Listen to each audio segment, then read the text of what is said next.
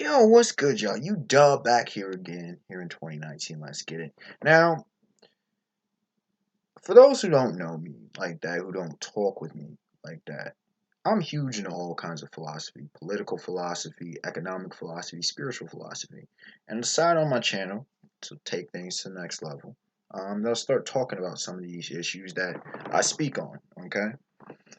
And in this video, as you see the title, the whole political spectrum. Now, you have the United States of America. In America, you have certain people, they think they know the political spectrum, but what they don't understand is that it's a very small fraction. And honestly, from a historical perspective, it's pretty skewed of how people conceive uh, uh, conservatives, liberal, and everything else. So that's a whole other topic of discussion. Understand that this video is literally every single political philosophy, at least overarching political philosophy. I'm just gonna put y'all a hint right here. Anarchy, anarchism is center, is the center. It is centric. Okay, so that whole thing about government, centralist government, like no, that's not true of entire political philosophy. Okay, now I'll start on the right. I'll still use a right and a left dynamic, but expand your mind going into this. Okay, at the utmost right is you have the most governmental control. At the utmost left, you have the least governmental control possible. All right, the least amount of it's completely on the individual side. So take that in mind. Keep that for what it's worth. All right, starting out all the way to the right, totalitarianism. In totalitarianism, you're talking about a totalitarian regime on the fact of an absolute monarchy, a group just completely ruling with an ironclad fist. This is a complete consolidated power. The Sun King, Louis the 14th. Okay, some of these emperors out here. All right, those were all oligarchy. I mean, not oligarchies. That'll come later, but totalitarian regimes. Okay, there are some seeming oligarchies, like under Stalin, Joseph Stalin's, uh, you know, USSR, Soviet Russia. Okay, um, Hitler is debatable between this one and the next one to come. Same thing with Mussolini. But anyways, by and large, totalitarianism is pretty straightforward. Right? You have a definitive ironclad rule. There's no questioning it. They just make the rules and you follow because really laws. They don't really play by rules. They can do anything what they want. They're gods among men. Is how the application goes with this type of governmental regime. Next up, we have dictatorships. Now, there are good and bad dictatorships. Dictatorship, as it names, it dictates the rules, okay? It dictates how things are functioned. But there can be good dictators or good tyrants, okay? This is not bootlicking. You could have a good king, okay? Even though this is different from monarchy because monarchy, we'll get to that in a little bit. But you have a dictator like a Mussolini, like a Hitler, okay? It's just the head figure. Now there is some wiggle room, okay? They don't have complete control like totalitarian regimes, but it's like a razor's edge. It depends on how much control the government specifically has, how much control the people have. Okay, but you normally don't have reoccurring elections. You normally don't have much democratic thought. Okay, your individualism is a bit limited in this kind of regime. Moving on, and as I mentioned, monarchies. Now, monarchies range greatly. Again, we're not talking about absolute monarchs here, but we're talking about just kings. Now, kings can be, we talk about feudalism, you can talk about a figurehead, pretty much they're the leader, but this isn't in the case of like what constitutional republic where you have a king or queen, um, that not that kind of thing. A king is actually running things. Now, the aristocracy may still have a huge part, so it just depends on the type of monarchy. But this is still more so governmental control than the people control. Okay. Next up, because you rarely vote in kings or you rarely select kings. All right, there have been points like King Saul in Israel's history, but that doesn't happen too often. You either have hereditary or someone rises up. Okay, King David rose up, and but then his son followed. So that's how monarchies often work in brief. Next up, we have fascism. Now, a lot of people don't understand fascism. Fascism is being completely misconstrued. All right. In fact, there's a lot of Americans, I would argue, that are fascists. What do I mean by that? Fascism is extreme patriotism. You may have a dictatorship that comes out of it, you may not. Okay. But fascism often leads to isolationism. We're better than you, superiority complex. Sometimes not so much. Some people are just extraordinarily uh, patriotic, militarism. Like it's the nation above all. Okay, the nation above all. You may have that in a sort of republic situation, but it's that nation, pure and simple. Okay, so keep that in mind. That fascism is, and I may have to do a separate video talking about some of these because that one's a lot wider. But how I describe fascism, it comes from the old uh, proverb, if you will. Um, three, pretty much three sticks are not easily broken, or three cords are not easily broken. The power of the people coming together in a united bond. Okay. Next up, we have oligarchy. Now, some would argue, why is oligarchy not before fascism? That's because oligarchy, while it is the rule by the few, it can be very liberal with it. Okay? An oligarchy can be more of a republic if you really think about it. It just depends on the type that we're getting with. It's just meant to be ruled by the few. All right, an elite class, an aristocracy, a nobility, or simply the whatever the powerful are socially, economically, whatever you name.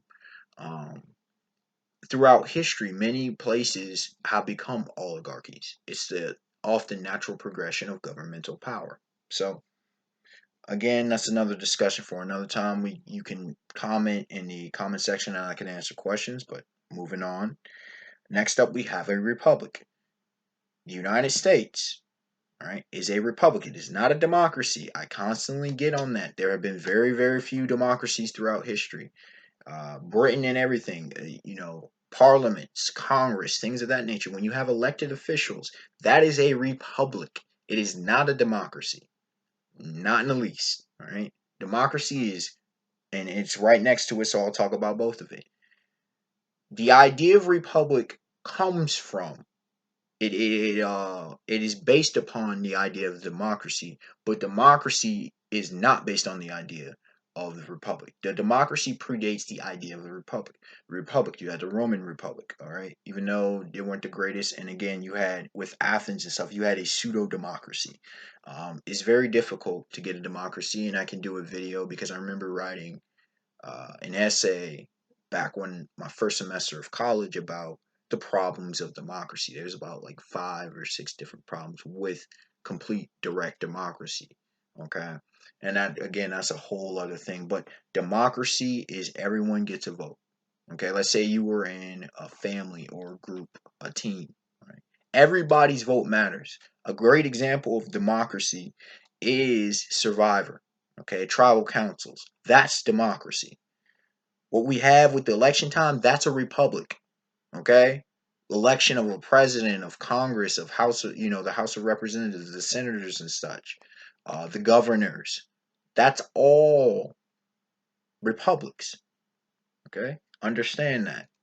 Moving on beyond democracy. Next up, we have plutocracy. Now, plutocracy is pretty much ruled by wealth, ruled by the wealthy. You can argue that this can be farther to the right, but I'm putting this behind here because if you really put it in total, those who have wealth have power, meaning they can be very individualistic or they can try to run things. It just depends. It's just wealth based power, pure and simple. Um, that's a neutral concept. It just depends what the individuals who have it want to do with it. And the same thing is right left of that is technocracy, technologically based rule. It's the same thing. You could have an oligarchy, okay? You could have a republic. You could have uh, not so much a democracy, but the rule of technology, the rule of those who are scientific minded, who have the greater knowledge. You could argue that even an educated elite class could be a technocracy. Okay, still rules, but they can be more individualistic. That's why I put them left of even democracy, because democracy, while it promotes individualism, you still have potential mobbery. You still have to go to the whims of the majority. See what I'm saying? So democracy is great in concept, but in practice is not the best. In fact, republics are better than democracies when it comes to actual practical applications. Moving on, we have minarchy. For those who don't know, okay, let me just deal with minarchy and libertarian at the same time, because libertarian is actually left of minarchy. Some people think that libertarianism promotes minarchy. It does not. Minarchy is limited governmental rule, is limited as possible. Okay, you'll be like, okay, so what's the difference between that and libertarianism? Libertarianism is based on that 18th century laissez-faire. Sure, we can have government hands off. That's what libertarians say. Hands off. A lot of libertarians are huge about constitutional rights. Like, we're big about our individual rights. We can have government for its structure, but you're not going to come into our lives and tell us how to live, unless it's capital crimes like murder, rape, kidnapping, things like that. Libertarians and groups further left, like, dog, let us do us. We don't need government spending money on roads and stuff. We can do it for us, a private enterprise and things of that nature. Just getting more into economics, but that's what it is. Minarchy says government, it works. We still want the order of government, but this is more of what you see in cities and townships, towns, villages. Minarchy says limited amount of government. We don't want an overarching big umbrella structure. We want to do us, and we want to have a say in our government. Similar to democracy, but different. Okay? Individuals have more sway in this, more influence in this form of government.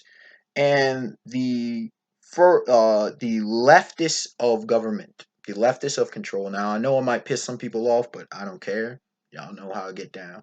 Voluntarist or voluntarist, depending on how you want to pronounce it. And these people all follow the NAP, non-aggression principle and stuff. They like, yeah, we're gonna do us, you know, pure and simple. We're going to do us. Government is fine, whatever, but you stay out of my life. Now, it sounds similar to libertarian, but it takes it a step further.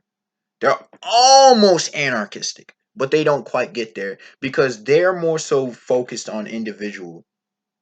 Now, you can say, well, why are they east? Why are they right of anarchy if they're supposedly super individualistic?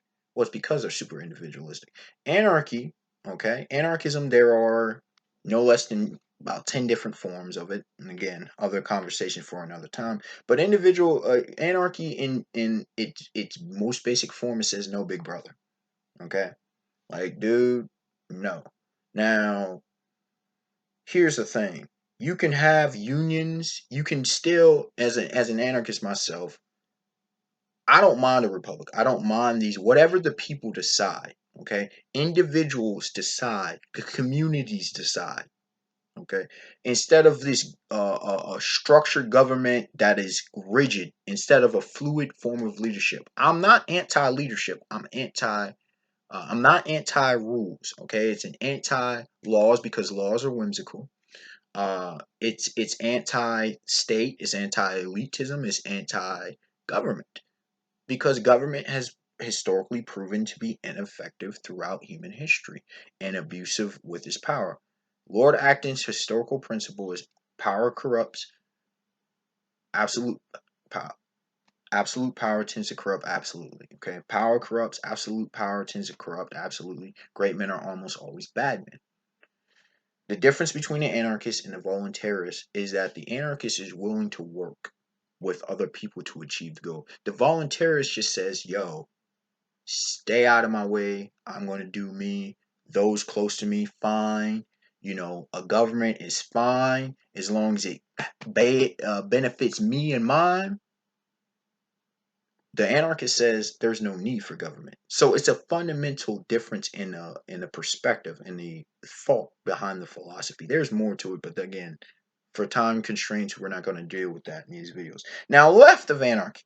Okay. Now, this is the first time that I wrote down and broke down each of the letters. I knew there was a few, but I was able to eke out a few more beyond anarchy to the left. The first one to the left, similar to anarchy, is communal. Okay, very family, community oriented. Now, you can say, well, if anarchism and anarchy promote for the community, family and such, what do you mean by communal? I mean a truly communistic state. Not all forms of anarchy are complete unified base. And I'm not saying tribalism with this, because tribalism can be a governmental type of rule if you have a chieftain and stuff, a chief. But what I'm saying is this is a very family oriented, everybody come together, everybody work. It's almost utopic in a way. Anarchy just flows with how things change. Communal is everybody come together, everybody, Bobby works on he likes to cut down trees, he does trees. Sarah likes to, create jewelry. James likes to farm.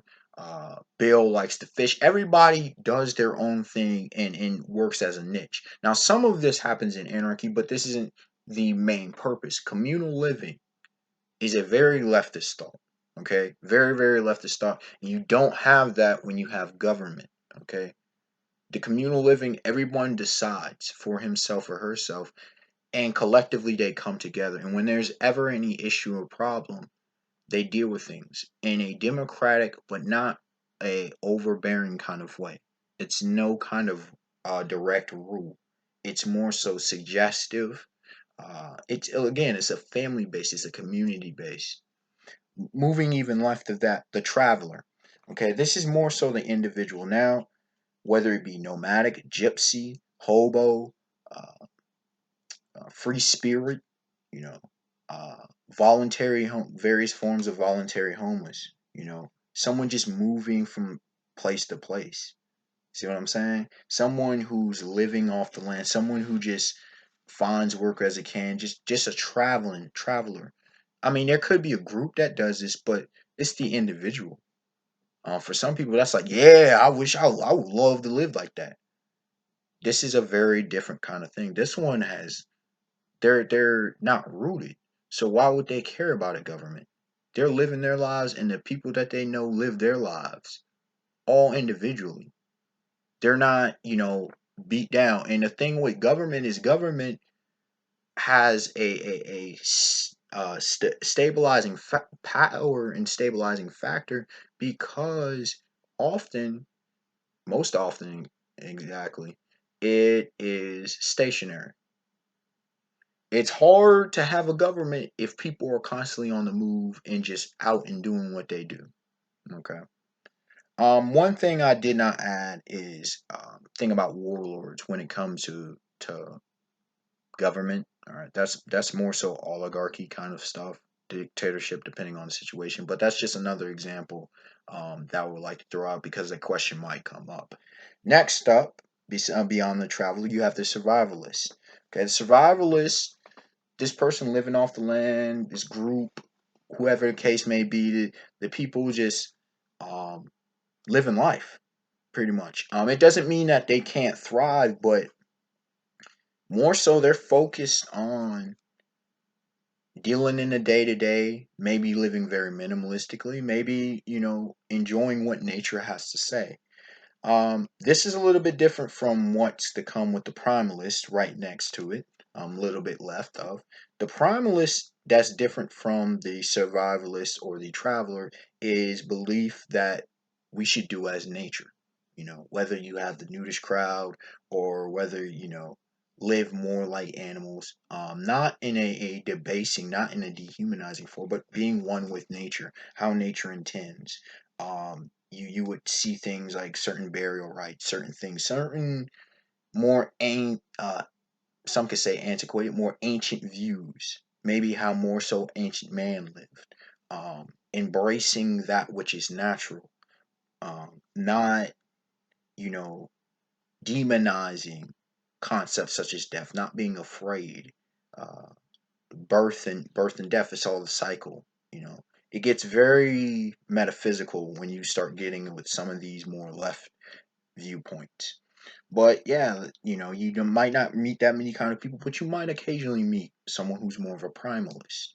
Um, they interact in the society, but they are not happy with things. You have people who selectively they may come from urban or they may come from suburbs, but they're like, yo, I want to just make a farm, and it brings them great joy. They possibly are for survivalists or primalists. Okay, you do meet these people from time to time. Now, next up, you have the hedonists. Now, hedonism, there's been a few forms. There's been a form back in antiquity, but this is more so living for pleasure, living for life. Now, you can say, well, how is that in this specific case related to political uh, philosophy? Because you're right, that's more of a lifestyle choice. But here's the thing, the hedonist I'm talking about says it's the individual, and I don't care. I'm going to get mine and I don't care what happens.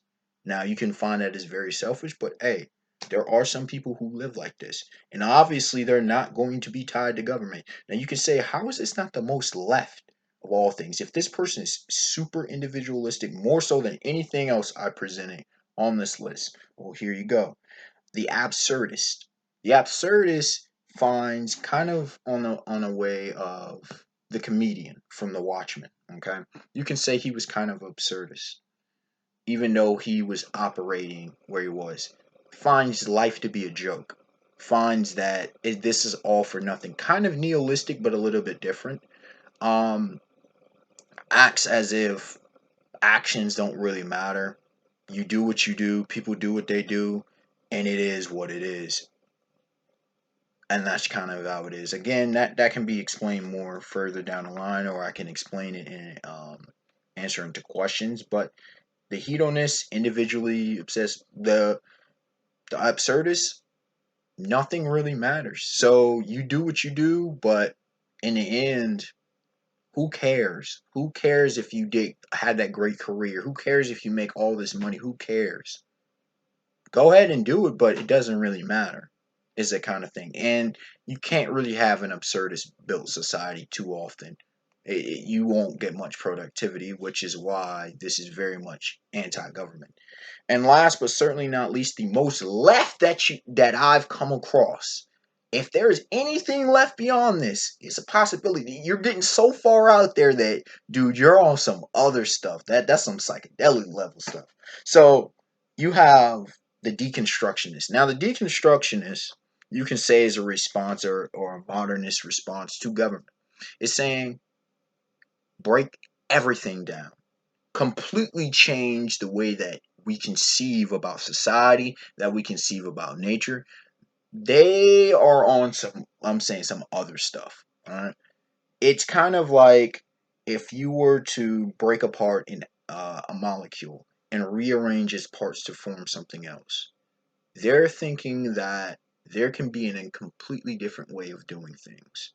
Um, Most of these people on the left are, but we at least have some precedent for pretty much everything for the most part. I mean, there hasn't really been an anarchy, but we at least have an idea of what it is. With a deconstructionist, they're thinking that society can, if at all, can be ran completely different, completely different.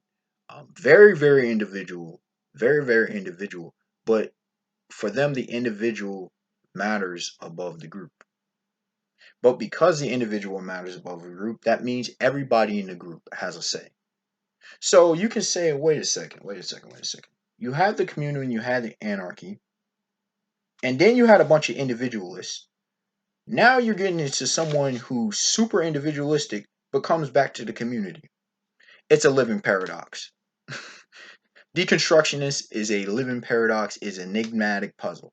And again, I can talk more about that later in a separate video or in an answer in the comment sections. Let me know if y'all, I know this video ran long. There were actually 20 different philosophical, political viewpoints that I wanted to address in this video because that's the entire spectrum. It is a very holistic way. And you might find that, okay, I don't agree with government. Well, there's a lot of other political philosophy you might check out. There's a lot of other things you might take into consideration of what you be about, which is cool because guess what? Not everybody thinks the same. I know I think differently in pretty much everyone in certain areas. We will all disagree, and that's okay. Find out who you are, what you believe in, and be about what it is that you're about. As long as you're not hurting other people, as long as you're not bringing death and destruction to others, chaos, do you enlighten yourself. Unexpected one to like, comment, subscribe. Let me know your thoughts. And like I said, let me know if you want me to get more in depth with some of these topics. And I plan to do other topics, philosophy and whatnot. All right, y'all. Have a beautiful day, beautiful night. Peace.